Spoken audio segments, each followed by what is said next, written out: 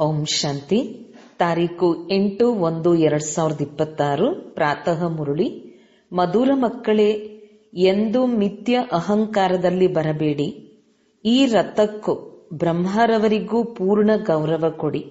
ಪ್ರಶ್ನೆ: ನೀವು ಮಕ್ಕಳಲ್ಲಿ ಪದಮಾಪದಂ ಭಾಗ್ಯಶಾಲಿಗಳು ಯಾರು ಮತ್ತು ದೌರ್ಭಾಗ್ಯಶಾಲಿಗಳು ಯಾರು? ಉತ್ತರ: ಯಾರ ನಡತೆ ದೇವತೆಗಳ ತರಹ ಇದೆಯೋ, ಯಾರು ಎಲ್ಲರಿಗೂ ಸುಖವನ್ನು ಕೊಡುವರೋ ಅವರು ಪದಮಾಪದಂ ಭಾಗ್ಯಶಾಲಿಗಳಾಗಿದ್ದಾರೆ. ಮತ್ತು ಯಾರು ಅನುತ್ತೀರ್ಣರಾಗುವರೋ ಅವರಿಗೆ ದೌರ್ಭಾಗ್ಯಶಾಲಿಗಳೆಂದು ಹೇಳುತ್ತಾರೆ. ಕೆಲವರು ಮಹಾನ್ ದೌರ್ಭಾಗ್ಯಶಾಲಿಗಳಾಗಿ ಬಿಡುತ್ತಾರೆ. ಅವರು ಎಲ್ಲರಿಗೆ ದುಃಖ ಕೊಡುತ್ತಿರುತ್ತಾರೆ. ಸುಖ ಕೊಡುವುದು ಅವರಿಗೆ ಗೊತ್ತೇ ಇಲ್ಲ. ತಂದೆಯು ತಿಳಿಸುತ್ತಾರೆ, ಮಕ್ಕಳೇ, ತಮ್ಮನ್ನು ಚೆನ್ನಾಗಿ ಸಂಪಾಲನೆ ಮಾಡಿಕೊಳ್ಳಿ, ಎಲ್ಲರಿಗೂ ಸುಖ ಕೊಡಿ, ಯೋಗ್ಯರಾಗಿ. ಓಂ ಶಾಂತಿ. ಆತ್ಮಿಕ ತಂದೆಯು ಆತ್ಮಿಕ ಮಕ್ಕಳಿಗೆ ತಿಳಿಸುತ್ತಾರೆ, ನೀವು ಈ ಪಾಠಶಾಲೆಯಲ್ಲಿ ಕುಳಿತು ಶ್ರೇಷ್ಠ ಪದವಿಯನ್ನು ಪಡೆಯುತ್ತೀರಿ.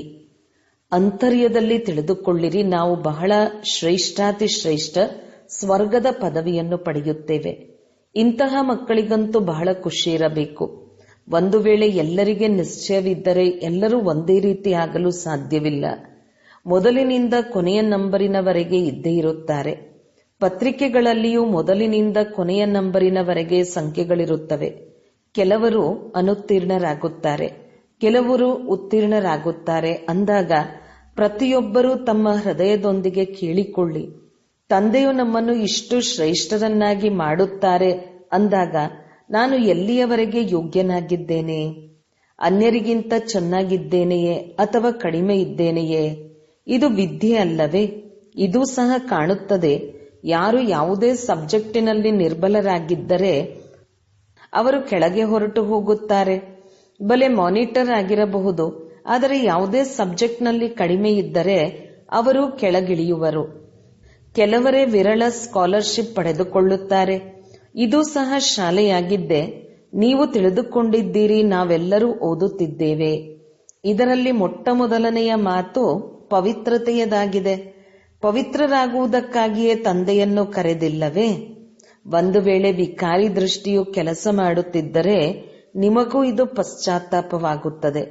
ಬಾಬಾ, ನಾವು ಈ ಸಬ್ಜೆಕ್ಟ್ನಲ್ಲಿ ನಿರ್ಬಲರಾಗಿದ್ದೇವೆ ಎಂದು ತಂದೆಗೆ ಬರೆಯುತ್ತಾರೆ. ನಾನು ಇಂತಹ ಸಬ್ಜೆಕ್ಟ್ನಲ್ಲಿ ಬಹಳ ನಿರ್ಬಲನಾಗಿದ್ದೇನೆ ಎಂದು ವಿದ್ಯಾರ್ಥಿಯ ಬುದ್ಧಿಯಲ್ಲಿರುತ್ತದೆ. ನಾನು ಅನುತ್ತೀರ್ಣನಾಗುತ್ತೇನೆಂದು ಕೆಲವರಿಗೆ ತಾನಾಗಿಯೇ ಅರ್ಥವಾಗುತ್ತದೆ. ಇದರಲ್ಲಿ ಮೊದಲನೆಯ ಸಬ್ಜೆಕ್ಟ್ ಪವಿತ್ರತೆಯಾಗಿದೆ. ಬಾಬಾ, ನಾವು ಸೋತು ಹೋದೆವು ಎಂದು ಅನೇಕರು ಹೇಳುತ್ತಾರೆ. ಅಂದಾಗ ಅಂತಹವರಿಗೆ ಏನು ಹೇಳುವುದು? ನಾನಿನ್ನು ಏರಲು ಸಾಧ್ಯವಿಲ್ಲವೆಂದು ಅವರಿಗೆ ಸಂಕಲ್ಪ ಬರುತ್ತದೆಯಲ್ಲವೇ? ನೀವು ಪವಿತ್ರ ಪ್ರಪಂಚವನ್ನು ಸ್ಥಾಪನೆ ಮಾಡುತ್ತೀರಿ. ನಿಮ್ಮ ಗುರಿ ಧ್ಯೇಯವೇ ಇದಾಗಿದೆ. ತಂದೆಯು ತಿಳಿಸುತ್ತಾರೆ, ಮಕ್ಕಳೇ, ನನ್ನೊಬ್ಬನನ್ನೇ ನೆನಪು ಮಾಡಿ ಮತ್ತು ಪವಿತ್ರರಾಗಿ, ಆಗ ಈ ಲಕ್ಷ್ಮೀನಾರಾಯಣರ ಮನೆತನದಲ್ಲಿ ಹೋಗುವಿರಿ. ಇವರು ಇಷ್ಟು ಶ್ರೇಷ್ಠ ಪದವಿಯನ್ನು ಪಡೆಯುವರೇ ಅಥವಾ ಇಲ್ಲವೇ ಎಂಬುದನ್ನು ಶಿಕ್ಷಕರು ತಿಳಿದುಕೊಂಡಿರುತ್ತಾರೆ. ಇವರಂತೂ ಪರಮ ಶಿಕ್ಷಕನಾಗಿದ್ದಾರೆ. ಈ ದಾದರವರು ಸಹ ಶಾಲೆಯಲ್ಲಿ ಓದಿದ್ದಾರಲ್ಲವೇ? ಕೆಲವರು ಹುಡುಗರು ಇಂತಹ ಕೆಟ್ಟ ಕೆಲಸವನ್ನು ಮಾಡುತ್ತಾರೆ. ಕೊನೆಗೂ ಶಿಕ್ಷಕರು ಶಿಕ್ಷೆಯನ್ನು ಕೊಡಲೇಬೇಕಾಗುತ್ತದೆ. ಮೊದಲು ಬಹಳ ಜೋರಾಗಿ ಶಿಕ್ಷೆಯನ್ನು ವಿಧಿಸುತ್ತಿದ್ದರು. ಈಗ ಶಿಕ್ಷೆಯನ್ನು ಕಡಿಮೆ ಮಾಡಿರುವ ಕಾರಣ ವಿದ್ಯಾರ್ಥಿಗಳು ಇನ್ನೂ ಹೆಚ್ಚು ಕೆಟ್ಟು ಹೋಗುತ್ತಾರೆ. ಇತ್ತೀಚೆಗೆ ವಿದ್ಯಾರ್ಥಿಗಳು ಎಷ್ಟೊಂದು ಹೆಚ್ಚು ಕಡಿಮೆಗಳನ್ನು ಮಾಡುತ್ತಾರೆ. ವಿದ್ಯಾರ್ಥಿಗಳಿಗೆ ಬಿಸಿ ರಕ್ತವೆಂದು ಹೇಳುತ್ತಾರಲ್ಲವೇ? ನೋಡಿ ಏನೇನು ಮಾಡುತ್ತಾರೆ. ಬೆಂಕಿಯನ್ನಿಡುತ್ತಾರೆ, ತಮ್ಮ ಯೌವನವನ್ನು ತೋರಿಸಿಕೊಳ್ಳುತ್ತಾರೆ. ಇದು ಆಸುರಿ ಪ್ರಪಂಚವಾಗಿದೆ. ಯುವಕರೇ ಬಹಳ ಕೆಟ್ಟಿರುತ್ತಾರೆ. ಅವರ ದೃಷ್ಟಿಯೇ ವಿಕಾರಿಯದಾಗಿರುತ್ತದೆ. ನೋಡಲು ಬಹಳ ಚೆನ್ನಾಗಿ ಕಾಣುತ್ತಾರೆ. ಹೇಗೆ ಈಶ್ವರನ ಅಂತ್ಯವನ್ನು ಪಡೆಯಲು ಸಾಧ್ಯವಿಲ್ಲವೆಂದು ಹೇಳುತ್ತಾರಲ್ಲವೇ? ಹಾಗೆಯೇ ಇವರು ಯಾವ ಪ್ರಕಾರದ ಮನುಷ್ಯರೆಂಬುದನ್ನು ತಿಳಿಯುವುದು ಸಹ ಕಷ್ಟವಾಗುತ್ತದೆ. ಜ್ಞಾನದ ಬುದ್ಧಿಯಿಂದ ಇವರು ಹೇಗೆ ಓದುತ್ತಾರೆ, ಇವರ ನಡವಳಿಕೆ ಹೇಗಿದೆ ಎಂಬುದು ಅರ್ಥವಾಗುತ್ತದೆ. ಕೆಲವರಂತೂ ಹೇಗೆ ಬಾಯಿಂದ ಹೂಗಳು ಸುರಿದಂತೆ ಮಾತನಾಡುತ್ತಾರೆ, ಕೆಲವರಂತೂ ಕಲ್ಲೆಸೆದಂತೆ ಮಾತನಾಡುತ್ತಾರೆ. ನೋಡಲು ಬಹಳ ಚೆನ್ನಾಗಿ ಕಾಣುತ್ತಾರೆ. ಒಳ್ಳೊಳ್ಳೆಯ ಜ್ಞಾನದ ಬಿಂದುಗಳನ್ನು ಬರೆದುಕೊಳ್ಳುತ್ತಾರೆ. ಆದರೆ ಕಲ್ಲು ಬುದ್ಧಿಯವರಾಗಿದ್ದಾರೆ. ಹೊರಗಿನ ಆಡಂಬರವಿದೆ, ಮಾಯೆಯು ಬಹಳ ಪ್ರಬಲವಾಗಿದೆ. ಆದ್ದರಿಂದ ಗಾಯನವಿದೆ. ಆಶ್ಚರ್ಯವೆನಿಸುವಂತೆ ಕೇಳುತ್ತಾರೆ. ತಮ್ಮನ್ನು ಶಿವತಂದೆಯ ಸಂತಾನನೆಂದು ಕರೆಸಿಕೊಳ್ಳುತ್ತಾರೆ. ಅನ್ಯರಿಗೂ ತಿಳಿಸುತ್ತಾರೆ. ಮತ್ತೆ ಓಡಿ ಹೋಗಿ ವಿರೋಧಿಗಳಾಗುತ್ತಾರೆ. ಬುದ್ಧಿವಂತರು ವಿರೋಧಿಗಳಾಗುವುದಿಲ್ಲ ಎಂದಲ್ಲ, ಒಳ್ಳೊಳ್ಳೆಯ ಬುದ್ಧಿವಂತರೂ ಸಹ ವಿರೋಧಿಗಳಾಗಿ ಬಿಡುತ್ತಾರೆ. ಆ ಸೇನೆಯಲ್ಲಿಯೂ ಇದೇ ರೀತಿ ಆಗುತ್ತದೆ. ವಿಮಾನ ಸಹಿತವಾಗಿಯೇ ಇನ್ನೊಂದು ದೇಶಕ್ಕೆ ಹೊರಟು ಹೋಗುತ್ತಾರೆ. ಇಲ್ಲಿಯೂ ಅದೇ ರೀತಿ ಆಗುತ್ತದೆ. ಸ್ಥಾಪನೆಯಲ್ಲಿ ಬಹಳ ಪರಿಶ್ರಮವಾಗುತ್ತದೆ.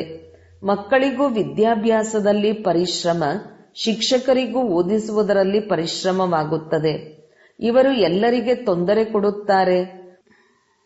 ಓದುವುದಿಲ್ಲ ಎಂಬುದನ್ನು ನೋಡಿದಾಗ ಶಾಲೆಗಳಲ್ಲಿ ಕಾವಲಿಡುತ್ತಾರೆ. ಇವರಂತೂ ತಂದೆಯಾಗಿದ್ದಾರೆ. ತಂದೆಯು ಏನು ಹೇಳುವುದಿಲ್ಲ. ತಂದೆಯ ಬಳಿ ಈ ಕಾನೂನು ಇಲ್ಲ. ಇಲ್ಲಂತೂ ಬಹಳ ಶಾಂತವಾಗಿರಬೇಕಾಗುತ್ತದೆ. ತಂದೆಯು ಸುಖದಾತ, ಪ್ರೀತಿಯ ಸಾಗರನಾಗಿದ್ದಾರೆ ಅಂದ ಮೇಲೆ ಮಕ್ಕಳ ನಡತೆಯೂ ಸಹ ದೇವತೆಗಳ ರೀತಿ ಇರಬೇಕಲ್ಲವೇ? ನೀವು ಮಕ್ಕಳಿಗೆ ತಂದೆಯು ಸದಾ ಹೇಳುತ್ತಾರೆ, ನೀವು ಪದಮಾಪದಂ ಭಾಗ್ಯಶಾಲಿಗಳಾಗಿದ್ದೀರಿ. ಆದರೆ ಕೆಲವರು ಪದಮಾಪದಂ ದೌರ್ಭಾಗ್ಯಶಾಲಿಗಳು ಆಗುತ್ತಾರೆ. ಯಾರು ಅನುತ್ತೀರ್ಣರಾಗುವರೋ ಅವರಿಗೆ ದೌರ್ಭಾಗ್ಯಶಾಲಿಗಳೆಂದೇ ಹೇಳಲಾಗುತ್ತದೆಯಲ್ಲವೇ? ತಂದೆಗೆ ಗೊತ್ತಿದೆ, ಕೊನೆಯವರೆಗೂ ಇದೆಲ್ಲವೂ ಆಗುತ್ತಲೇ ಇರುತ್ತದೆ. ಯಾರಾದರೂ ಮಹಾನ್ ದೌರ್ಭಾಗ್ಯಶಾಲಿಗಳು ಆಗಿಯೇ ಆಗುತ್ತಾರೆ. ಅವರ ನಡತೆಯಂತೂ ಅವರು ನಿಲ್ಲುವುದಿಲ್ಲವೆಂದು ಅರ್ಥವಾಗುತ್ತದೆ. ಇವರು ಇಷ್ಟು ಶ್ರೇಷ್ಠರಾಗಲು ಯೋಗ್ಯರಲ್ಲ. ಎಲ್ಲರಿಗೂ ದುಃಖ ಕೊಡುತ್ತಿರುತ್ತಾರೆ. ಸುಖ ಕೊಡುವುದನ್ನು ತಿಳಿದುಕೊಂಡೇ ಇಲ್ಲ ಅಂದ ಮೇಲೆ ಅವರ ಗತಿ ಏನಾಗುವುದು? ತಂದೆಯು ಸದಾ ಹೇಳುತ್ತಾರೆ, ಮಕ್ಕಳೇ ತಮ್ಮನ್ನು ಚೆನ್ನಾಗಿ ಸಂಪಾಲನೆ ಮಾಡಿಕೊಳ್ಳಿ. ಇದು ಸಹ ಡ್ರಾಮಾನುಸಾರ ಆಗಬೇಕಾಗಿದೆ. ಇನ್ನು ಕಬ್ಬಿಣಕ್ಕಿಂತಲೂ ಕನಿಷ್ಠರಾಗಿ ಬಿಡುತ್ತಾರೆ. ಅದರಲ್ಲಿಯೂ ಒಳ್ಳೊಳ್ಳೆಯವರು ಸಹ ಪತ್ರಗಳನ್ನು ಬರೆಯುವುದಿಲ್ಲ. ಪಾಪ, ಅಂತಹವರ ಗತಿ ಏನಾಗುವುದು? ತಂದೆಯು ತಿಳಿಸುತ್ತಾರೆ, ನಾನು ಸರ್ವರ ಕಲ್ಯಾಣ ಮಾಡಲು ಬಂದಿದ್ದೇನೆ. ಇಂದು ಸರ್ವರ ಸದ್ಗತಿ ಮಾಡುತ್ತೇನೆ. ನಾಳೆ ಮತ್ತೆ ದುರ್ಗತಿಯಾಗಿ ಬಿಡುತ್ತದೆ. ನೀವು ಹೇಳುತ್ತೀರಿ, ನಾವು ನೆನ್ನೆಯ ದಿನ ವಿಶ್ವದ ಮಾಲೀಕರಾಗಿದ್ದೆವು, ಇಂದು ಗುಲಾಮರಾಗಿ ಬಿಟ್ಟಿದ್ದೇವೆ. ಈಗ ಇಡೀ ವೃಕ್ಷದ ಜ್ಞಾನವು ನಿಮ್ಮ ಬುದ್ಧಿಯಲ್ಲಿದೆ. ಇದು ಅದ್ಭುತವಾದ ವೃಕ್ಷವಾಗಿದೆ. ಮನುಷ್ಯರಿಗೆ ಇದು ಸಹ ತಿಳಿದಿಲ್ಲ. ನೀವು ತಿಳಿದುಕೊಂಡಿದ್ದೀರಿ. ಕಲ್ಪವೆಂದರೆ ಪೂರ್ಣ 5000 ವರ್ಷಗಳ ನಿಖರವಾದ ವೃಕ್ಷವಾಗಿದೆ. ಒಂದು ಕ್ಷಣವೂ ಸಹ ವ್ಯತ್ಯಾಸವಾಗಲು ಸಾಧ್ಯವಿಲ್ಲ. ಈ ಬೇಹದ್ದಿನ ವೃಕ್ಷದ ಜ್ಞಾನವು ನೀವು ಮಕ್ಕಳಿಗೆ ಈಗ ಸಿಗುತ್ತದೆ. ಜ್ಞಾನವನ್ನು ಕೊಡುವವರು ವೃಕ್ಷಪತಿಯಾಗಿದ್ದಾರೆ. ಬೀಜವು ಎಷ್ಟು ಚಿಕ್ಕದಾಗಿರುತ್ತದೆ, ಅದರಿಂದ ಫಲವು ನೋಡಿ ಎಷ್ಟು ದೊಡ್ಡದಾಗಿ ಬರುತ್ತದೆ. ಇದು ಬಹಳ ವಿಚಿತ್ರವಾದ ವೃಕ್ಷವಾಗಿದೆ. ಇದರ ಬೀಜವು ಬಹಳ ಚಿಕ್ಕದಾಗಿದೆ. ಅಂದರೆ ಆತ್ಮವು ಎಷ್ಟು ಚಿಕ್ಕದಾಗಿದೆ. ತಂದೆಯೂ ಸಹ ಬಹಳ ಸೂಕ್ಷ್ಮವಾಗಿದ್ದಾರೆ. ಈ ಕಣ್ಣುಗಳಿಂದ ನೋಡಲು ಸಾಧ್ಯವಿಲ್ಲ. ಬಲೆ ವಿವೇಕಾನಂದರ ಉದಾಹರಣೆಯನ್ನು ತಿಳಿಸುತ್ತಾರೆ. ಗುರುಗಳಿಂದ ಒಂದು ಜ್ಯೋತಿಯು ಹೊರಟು ಬಂದು ನನ್ನಲ್ಲಿ ಸಮಾವೇಶವಾಯಿತೆಂದು ಅವರು ಹೇಳಿದರು.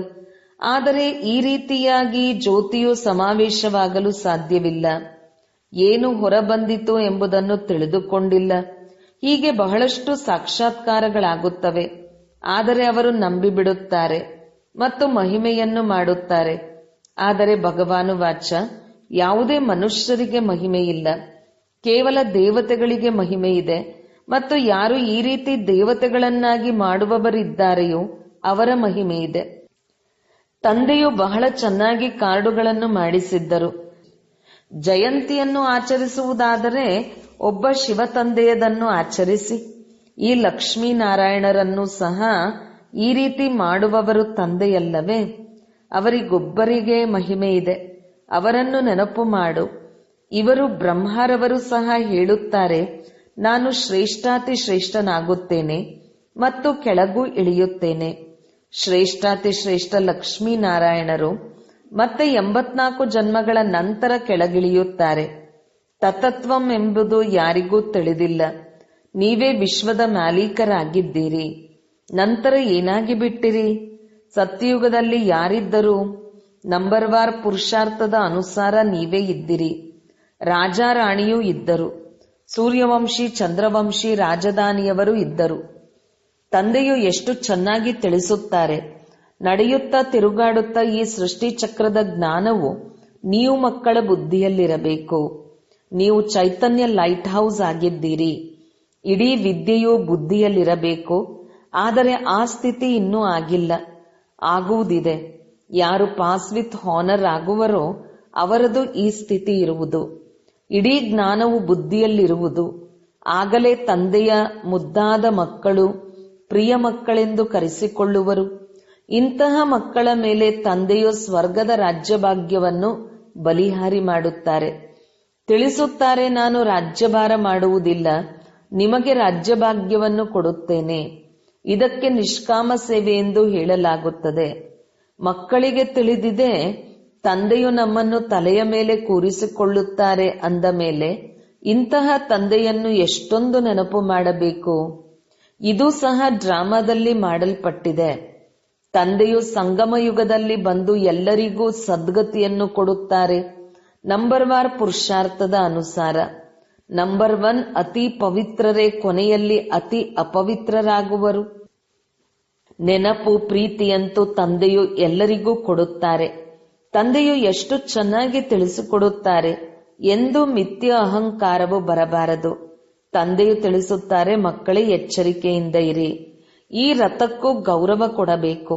ಇವರ ಮೂಲಕವೇ ನಾನು ತಿಳಿಸುತ್ತೇನೆ ಅಲ್ಲವೇ? ಮೊದಲು ಇವರು ಎಂದೂ ನಿಂದನೆಗೊಳಗಾಗಿರಲಿಲ್ಲ. ಎಲ್ಲರೂ ಪ್ರೀತಿ ಮಾಡುತ್ತಿದ್ದರು. ಈಗಂತೂ ನೋಡಿ ಎಷ್ಟೊಂದು ನಿಂದನೆಯನ್ನು ಅನುಭವಿಸುತ್ತಾರೆ. ಕೆಲವರು ವಿರೋಧಿಗಳಾಗಿ ಹೊರಟು ಹೋದರು ಅಂದ ಮೇಲೆ ಅವರ ಗತಿ ಏನಾಗುವುದು? ಅನುತ್ತೀರ್ಣರಾಗುತ್ತಾರಲ್ಲವೇ? ತಂದೆಯು ತಿಳಿಸುತ್ತಾರೆ, ಮಾಯೆಯು ಈ ರೀತಿ ಇದೆ. ಆದ್ದರಿಂದ ಬಹಳ ಎಚ್ಚರಿಕೆ ವಹಿಸಿ. ಮಾಯೆಯು ಯಾರನ್ನೂ ಬಿಡುವುದಿಲ್ಲ. ಎಲ್ಲಾ ಪ್ರಕಾರದ ಬೆಂಕಿಯನ್ನಿಡುತ್ತದೆ. ನನ್ನ ಮಕ್ಕಳೆಲ್ಲರೂ ಕಾಮಚಿತೆಯನ್ನೇರಿ ಕಪ್ಪು ಕಲ್ಲಿದ್ದಿಲಿನಂತೆ ಆಗಿಬಿಟ್ಟಿದ್ದಾರೆ. ಎಲ್ಲರೂ ಒಂದೇ ರೀತಿ ಇರುವುದಿಲ್ಲ, ಅಥವಾ ಎಲ್ಲರ ಪಾತ್ರವೂ ಒಂದೇ ರೀತಿ ಇಲ್ಲ. ಇದರ ಹೆಸರೇ ಆಗಿದೆ ವೇಶ್ಯಾಲಯ. ಎಷ್ಟೊಂದು ಬಾರಿ ಕಾಮಚಿತೆಯನ್ನೇರುತ್ತೀರಿ. ರಾವಣನು ಎಷ್ಟು ಪ್ರಬಲವಾಗಿದ್ದಾನೆ. ಬುದ್ಧಿಯನ್ನೇ ಪತೀತ ಮಾಡಿ ಬಿಟ್ಟಿದ್ದಾನೆ. ಇಲ್ಲಿ ಬಂದು ತಂದೆಯಿಂದ ಶಿಕ್ಷಣವನ್ನು ಪಡೆಯುವವರು ಸಹ ಈ ರೀತಿ ಆಗಿಬಿಡುತ್ತಾರೆ. ತಂದೆಯ ನೆನಪಿನ ವಿನಃ ಕುದೃಷ್ಟಿ ಎಂದು ಬದಲಾಗುವುದಿಲ್ಲ. ಆದ್ದರಿಂದ ಸೂರದಾಸರ ಕಥೆಯಿದೆ. ಬಲೆ ಇದು ಕಟ್ಟಿರುವ ಮಾತಾಗಿದೆ. ದೃಷ್ಟಾಂತವನ್ನು ಕೊಡುತ್ತಾರೆ. ಈಗ ನೀವು ಮಕ್ಕಳಿಗೆ ಜ್ಞಾನದ 3ನೆಯ ನೇತ್ರವು ಸಿಕ್ಕಿದೆ. ಅಜ್ಞಾನವೆಂದರೆ ಅಂಧಕಾರವಾಗಿದೆ. ನೀನಂತೂ ಅಜ್ಞಾನಿಯಾಗಿದ್ದೀಯಾ ಎಂದು ಹೇಳುತ್ತಾರಲ್ಲವೇ? ಜ್ಞಾನವು ಗುಪ್ತವಾಗಿದೆ. ಇದರಲ್ಲಿ ಏನನ್ನೂ ಮಾತನಾಡುವ ಅವಶ್ಯಕತೆ ಇಲ್ಲ. 1 ಸೆಕೆಂಡಿನಲ್ಲಿ ಇಡೀ ಜ್ಞಾನವು ಬಂದು ಬಿಡುತ್ತದೆ. ಎಲ್ಲದಕ್ಕಿಂತ ಸಹಜ ಜ್ಞಾನವಾಗಿದೆ. ಆದರೂ ಸಹ ಮಾಯೆಯು ಅಂತ್ಯದವರೆಗೆ ಪರೀಕ್ಷೆ ತೆಗೆದುಕೊಳ್ಳುತ್ತಿರುತ್ತದೆ. ಈ ಸಮಯದಲ್ಲಂತೂ ಬಿರುಗಾಳಿಯ ಮಧ್ಯದಲ್ಲಿದ್ದೀರಿ. ಪಕ್ಕ ಆಗಿಬಿಟ್ಟರೆ ಮತ್ತೆ ಇಷ್ಟೊಂದು ಬಿರುಗಾಳಿಗಳು ಬರುವುದಿಲ್ಲ, ಬೀಳುವುದಿಲ್ಲ. ಮತ್ತೆ ನೋಡಿ, ನಿಮ್ಮ ವೃಕ್ಷವು ಎಷ್ಟು ವೃದ್ಧಿಯಾಗುತ್ತದೆ. ಪ್ರಸಿದ್ಧವಾಗಲೇಬೇಕಾಗಿದೆ. ಸ್ವಲ್ಪ ವಿನಾಶವಾಗಲಿ, ಆಗ ಎಲ್ಲರೂ ಎಚ್ಚೆತ್ತುಕೊಳ್ಳುತ್ತಾರೆ. ಮತ್ತೆ ತಂದೆಯ ನೆನಪಿನಲ್ಲಿ ಒಮ್ಮೆಲೆ ಹಿಡಿದುಕೊಂಡು ಬಿಡುತ್ತಾರೆ. ಇನ್ನು ಸ್ವಲ್ಪವೇ ಸಮಯವಿದೆ ಎಂಬುದು ಅರ್ಥವಾಗುತ್ತದೆ. ತಂದೆಯಂತೂ ಬಹಳ ಚೆನ್ನಾಗಿ ತಿಳಿಸುತ್ತಾರೆ, ಮಕ್ಕಳೇ ಪರಸ್ಪರ ಬಹಳ ಪ್ರೀತಿಯಿಂದ ನಡೆಯಿರಿ. ಕಣ್ಣು ಬಿಡಬೇಡಿ, ಅರ್ಥಾತ್ ರೋಷದಿಂದ ನೋಡಬೇಡಿ. ಕ್ರೋಧದ ಭೂತವು ಬರುತ್ತಿದ್ದಂತೆಯೇ ಚೆಹರೆಯು ಬದಲಾಗಿ ಬಿಡುತ್ತದೆ. ನೀವಂತೂ ಈ ಲಕ್ಷ್ಮೀನಾರಾಯಣರಂತಹ ಚೆಹರೆ ಉಳ್ಳವರಾಗಬೇಕು. ಗುರಿ ಧ್ಯೇಯವು ಸನ್ಮುಖದಲ್ಲಿದೆ. ಯಾವಾಗ ವರ್ಗಾವಣೆ ಆಗುವರೋ ಆಗ ಕೊನೆಯಲ್ಲಿ ಸಾಕ್ಷಾತ್ಕಾರವಾಗುತ್ತದೆ. ಹೇಗೆ ಆರಂಭದಲ್ಲಿ ಸಾಕ್ಷಾತ್ಕಾರವಾಯಿತೋ ಹಾಗೆಯೇ ಅಂತ್ಯದ ಸಮಯದಲ್ಲಿ ಬಹಳ ಪಾತ್ರವನ್ನು ನೋಡುತ್ತೀರಿ. ನೀವು ಬಹಳ ಖುಷಿಯಾಗುತ್ತೀರಿ. ಬೆಕ್ಕಿಗೆ ಚಲ್ಲಾಟ, ಇಲಿಗೆ ಪ್ರಾಣ ಸಂಕಟ. ಅಂತಿಮದಲ್ಲಿ ಬಹಳ ದೃಶ್ಯಗಳನ್ನು ನೋಡಬೇಕು. ಆಗ ನಾವು ಇದನ್ನು ಮಾಡಿಬಿಟ್ಟೆವು ಎಂದು ಬಹಳ ಪಶ್ಚಾತ್ತಾಪ ಪಡುತ್ತಾರೆ. ಮತ್ತೆ ಅದಕ್ಕೆ ಬಹಳ ಕಠಿಣ ಶಿಕ್ಷೆಯೂ ಸಿಗುತ್ತದೆ. ತಂದೆಯು ಬಂದು ಓದಿಸುತ್ತಾರೆ. ಅವರ ಪ್ರತಿ ಗೌರವವನ್ನಿಡುವುದಿಲ್ಲವೆಂದರೆ ಶಿಕ್ಷೆಯೂ ಸಿಗುವುದು. ಯಾರು ವಿಕಾರದಲ್ಲಿ ಹೋಗುವರೋ ಅಥವಾ ಶಿವ ತಂದೆಗೆ ನಿಂದನೆ ಮಾಡಿಸಲು ನಿಮಿತ್ತರಾಗುವರೋ ಅವರಿಗೆ ಎಲ್ಲರಿಗಿಂತ ಕಠಿಣ ಶಿಕ್ಷೆಯೂ ಸಿಗುವುದು. ಮಾಯೆಯು ಶಕ್ತಿಶಾಲಿಯಾಗಿದೆ. ಸ್ಥಾಪನೆಯಲ್ಲಿ ಏನಾಗುತ್ತದೆ? ನೀವಂತೂ ಈಗ ದೇವತೆಗಳಾಗುತ್ತೀರಲ್ಲವೇ? ಸತ್ಯಯುಗದಲ್ಲಿ ಅಸುರರು ಇರುವುದಿಲ್ಲ. ಇದು ಸಂಗಮದ ಮಾತಾಗಿದೆ. ಇಲ್ಲಿ ವಿಕಾರಿ ಮನುಷ್ಯರು ಎಷ್ಟೊಂದು ದುಃಖ ಕೊಡುತ್ತಾರೆ. ಕನ್ಯೆಯರನ್ನು ವಿವಾಹ ಮಾಡಿಕೊಳ್ಳಿ ಎಂದು ಹೊಡೆಯುತ್ತಾರೆ. ಸ್ತ್ರೀಯನ್ನು ವಿಕಾರಕ್ಕಾಗಿ ಎಷ್ಟೊಂದು ಎದುರಿಸುತ್ತಾರೆ. ಸನ್ಯಾಸಿಗಳು ಸಹ ಇರಲು ಸಾಧ್ಯವಾಗಲಿಲ್ಲ ಅಂದ ಮೇಲೆ ಇವರ್ಯಾರು ಪವಿತ್ರರಾಗಿದ್ದು ತೋರಿಸುತ್ತಾರೆ ಎಂದು ಹೇಳುತ್ತಾರೆ. ಮುಂದೆ ಹೋದಂತೆ ಖಂಡಿತ ತಿಳಿದುಕೊಳ್ಳುವರು.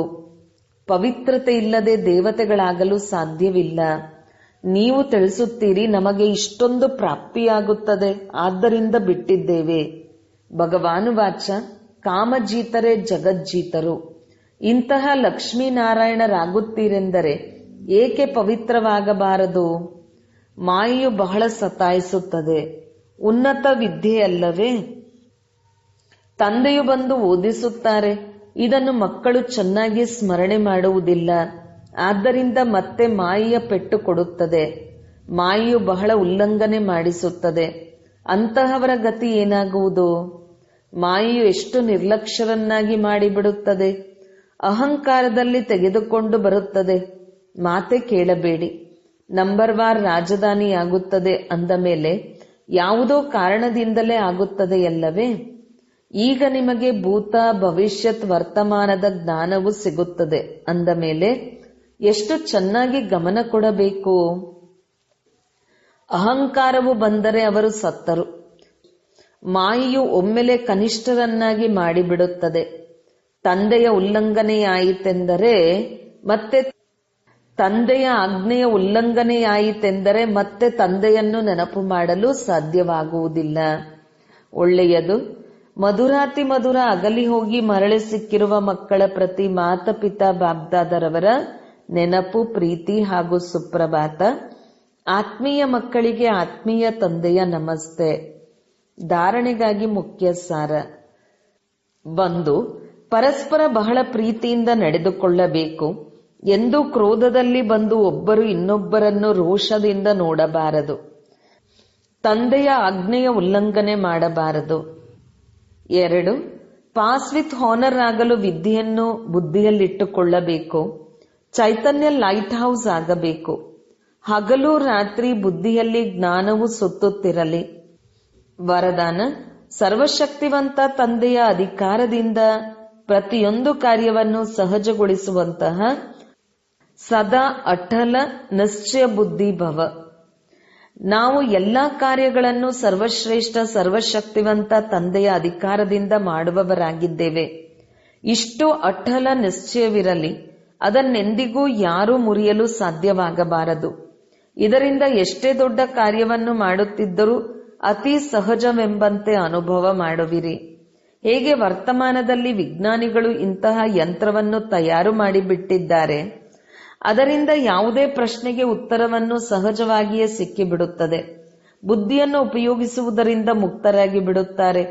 ಅದೇ ರೀತಿ ಸರ್ವಶಕ್ತಿವಂತನ ಅಧಿಕಾರವನ್ನು ತಮ್ಮ ಮುಂದೆ ಇಟ್ಟುಕೊಳ್ಳುತ್ತೀರೆಂದರೆ ಎಲ್ಲಾ ಪ್ರಶ್ನೆಗಳ ಉತ್ತರವು ಸಹಜವಾಗಿ ಸಿಕ್ಕಿಬಿಡುವುದು ಹಾಗೂ ಸಹಜ ಮಾರ್ಗದ ಅನುಭೂತಿಯಾಗುವುದು. ಸ್ಲೋಗನ್: ಏಕಾಗ್ರತೆಯ ಶಕ್ತಿಯು ಪರವಶ ಸ್ಥಿತಿಯನ್ನು ಪರಿವರ್ತನೆ ಮಾಡಿಬಿಡುತ್ತದೆ.